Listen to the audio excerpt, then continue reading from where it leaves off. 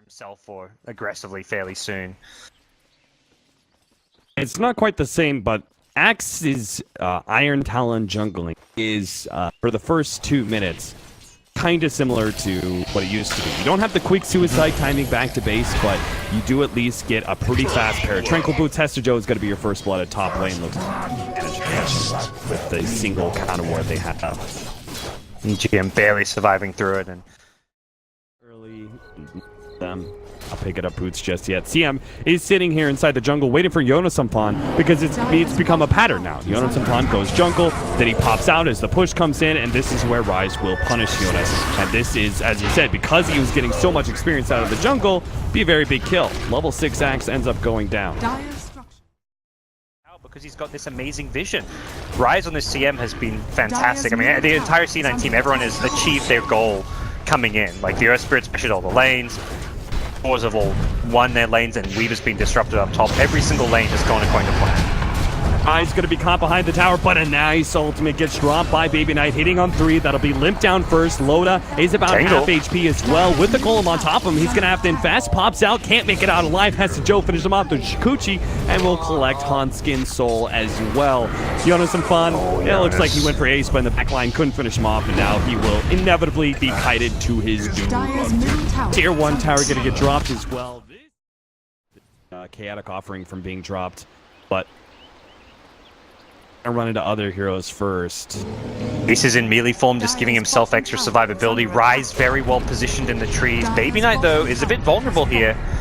Does have the point boosted for some survivability. Oh yeah, managed to get a silence off on EGM as he's the first one to pop it, goes straight to his shrine. They do manage to catch Baby Knight, and they actually kill him before Culling Blade gets dropped, and there is going to be no chaotic offering in this engagement. Alliance now still have the opportunity to push out here. Hanskin threatening Ace as best he can. They do have some damage dealers, so they can at least finish off that Spirit Bear and catch Hester Joe. Nice play by Jonas Sampan. He'll manage to get the stun onto him with the Assassinate, but they lack counter vision after the Assassinate has faded. Will push Alliance. Lays waste. C9 probably going to start setting up for a push in bottom and protect that other shrine. What? Jonas Sampan with the haste ring is going to run into Noya. Maybe they could quickly burst him down. Magic Missile is just not enough. Assassinate's coming out. That'll bring Noya a little bit lower. Jonas Sampan may be able to jump back in and get that Culling Blade, but Hester Joe is charging in deep and he's trying to cancel that Blink Dagger. Loda actually receives the Savage Roar, stopping his TP, so now he's the next one in trouble. And I don't think Alliance have the turnaround potential. He turns, fights, tries to kill the Spirit Bear, but Jonas Sampan and Limp are going to leave him to die. Problematic. C9 probably too early in the game to really turn that into objectives with the low respawn times. Well, the Shrine perhaps a pseudo objective. Jonas is still positioned at bottom. He's going for this. That's a lot of creeps. Savage Roar on cooldown. Chaotic Offering is also going to be dropped there to help save him, and they do get the Entangle to stop the TV. Jonas Sampan high risk play, had some high reward opportunities to it, but he's never going to match up well against the Chaotic Offering or the Lone Druid, so it's going to be very, and even the Weaver, it's going to be very tough. And that initiation of alliances with the infested Lifestealer will get taken away with Nag's Weaver. Oda, get here fast! We need your damage! Oh, that's unfortunate. Oh, he walks back. All right, Jonas Sampan, don't try and chase. He's going to get hit by a boulder. Eyes out the broadsword for his. At least he won't lose gold here. Yeah, when this Weaver gets an axe, which is sooner and sooner, that Blink is almost there as well. He's just like 1,000 gold short of that, so likely wait for these next couple big items to complete, and then the word will probably be, let's go. Let's end this game. They've got the axe on Weaver, and they'll potentially find a pickoff now. Jonas, Blink from the urn. Urn, and now the Nag. Hi, Jonas Sampan. And that's Joey that gives Noya that full heal. You know what they also need to do? Update the draft screen. My god, is that screen boring. I turned in to watch a game the other day in Dota TV, and it started off the draft screen. I instantly turned it off. I was like, Jesus Christ. Well, I just want all the bugs fixed with it as well, like with the arrow pointing the wrong way and stuff, but I sent a bunch of feedback with like all the different bugs and stuff that need fixing, and they were like, "Yeah, we're working. It is being worked on. There is a new drafting UI coming soon, apparently." Oh, the swap, Baby Knight. He's the target. Not quite the combination they really hoped for. He can get off the ultimate now. He turns around, sights the Vice up EGM. Now the golems will have their way with him, or maybe not. Loda defends EGM's life, kills one of the golems, almost gets one of the other ones. Now Jonas upon managed to almost catch Ace. What was that?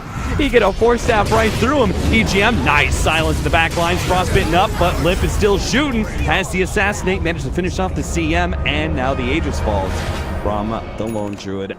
Well, they're gonna go for it though. They don't have a bear, but they do have a numbers advantage. 4 versus 2. Again, Limp, Lifesteal. Golem's just melted. And Baby Nine has some long range with that sight device. He's actually just gonna try and TP away. That was weird. That's one form of initiation, I guess. Good kick forward. Noya trying to help out his buddy. Has to Joe, get your ass out of the way. Ace is trying to make his way through, trying to say, hey to Lifestealer. You know, it's like, if he had Refresher in that one team fight where he drops it on 2 and hits EGM, and he drops another round, like EGM is surely dead. They keep Lifestealer a little bit controlled as well. Bear may die again here. Ace is actually going to be without a Spirit Bear for 2 minutes. Now the initiation comes in. Actually not hit by that one. Does manage to get a stun up onto Limb. Limb's caught in the corner. Swap back. EGM does save his buddy. Lotus now going to be sacrificed. There's the use of it. Ace is controlling him. Oh, freezing field. The right-hand side almost brings down 2, but it's not good enough. Not going to last. Yonosavon desperately chasing onto Ace. They need to be able to get these backline heroes. Yonosavon, he will end up going down. Loda fights it out with the golems and finish him off, but Hesta Joe is here trying to clean up, and Ace is on his way as well. Alliance, they're not healthy enough to be able to fight this one anymore. They need to leave. Loda needs to get out. He needs the armlet toggle through all, but it's not going to happen. As Joe, he gets stunned up, but he does manage to get off the ulti. He will survive. Limp is up to defend against this. So, 7-second cooldown on the Berserker's call. May tempt them to try and find a kill or lead a fight. They're going to ping out Ace here. Savage War, they need a good one. They're not going to get it fast enough. That means Ace is going to be caught. Loda is going to gobble him up. The Assassinate helps give him the extra bit of damage needed. Now, 1,300 gold. Radiant's middle tower is under attack. 40 seconds with that minus 50 seconds. Hestejo is threatening the split push with a Desolator, so good news is if you don't want to buy him back, you can potentially trade racks if you're C9, and they can delay things using the Chaos Offering, although if you drop the rocks now, you'll just be feeding them away, but it will delay things.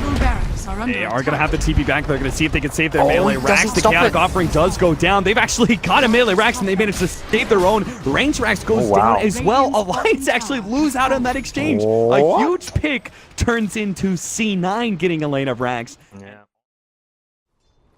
At jungle is Hester going to take this bait. He's got the Air Spirit behind him. He might be feeling okay with it. You know, just one creep wave. That's all. It's just one creep wave. Go farm it. That was patient. We'll get greedy first. Yonosafon, start making your way down. Force staff, force staff. I mean, Jonas could start farming the lane and try bait it himself, but be the best, safest play. Going for just get greedy. He's so close. Force that forward. Gets the blink dagger. Pops out. Now the kick though. It lands on 2, but it's still enough. With a raged up Loda Lifestealer with an Abyssal Blade, they do manage to catch Hesta Joe, and they're so important because it now means Alliance once again can get some map control, and who knows? Maybe they can push high ground. Maybe they can catch Ace. A swap. Oh no! Ace is dead. Ace is dead. This is surely going to be buybacks, and maybe Alliance. They've got a win condition finally. They force to travel. They do need to be worried about buybacks with the boots to travel on cooldown for 10 seconds, but it seems Cloud9 with the low Lone Druid respawn, they just don't want to use it. They're like, well, we'll give them 2 full lanes to save our buybacks. They're going to drop rocks here. Loda, he's Chaotic tanky. Offering with the sight device. Another Chaotic Offering. It's coming close. The Fatal Bond damage is bouncing all those heroes in the back line. Rice now going to come forward. He does manage to get the Frostbite up onto Hanskin. That's going to be another potential kill. As he is going to be just chased down. That is going to be the buyback on Hester. Oh, though. With Lone Druid, it's great because you do die. That minus 50-second respawn means you're not being punished for dying.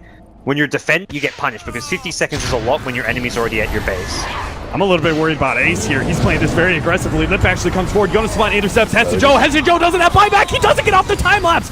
Ace, he's fighting up against Lip, but he doesn't have a BKB. He's getting kited around. The stuns are there, and they've taken down the Lone Druid. 48 seconds down with buyback. Noya almost gets dropped as well. They'll TP out successfully, it looks like.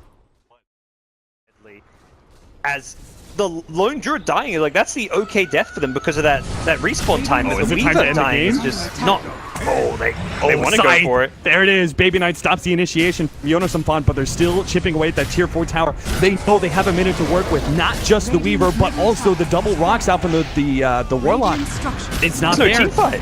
He can only upheaval. They've only got the Lone Druid's damage to be able to work with at this point in time. Jonas Font pops that Blade Mail. Blade Mail's going to fade off in a little bit here. Another Scythe of Ice placed onto Loda. He doesn't have buyback. Remember that, but Ace, he's also in a little bit of danger. EGM goes for him, straight up stuns him. Noya gets torn apart by Loda. Tier 4, he's down. Throne is exposed. It's already at 3k HP. Buybacks are rolling out from Cloud9, but Jonas Font intercepts. They're just going straight for the throne, and Lions have done it.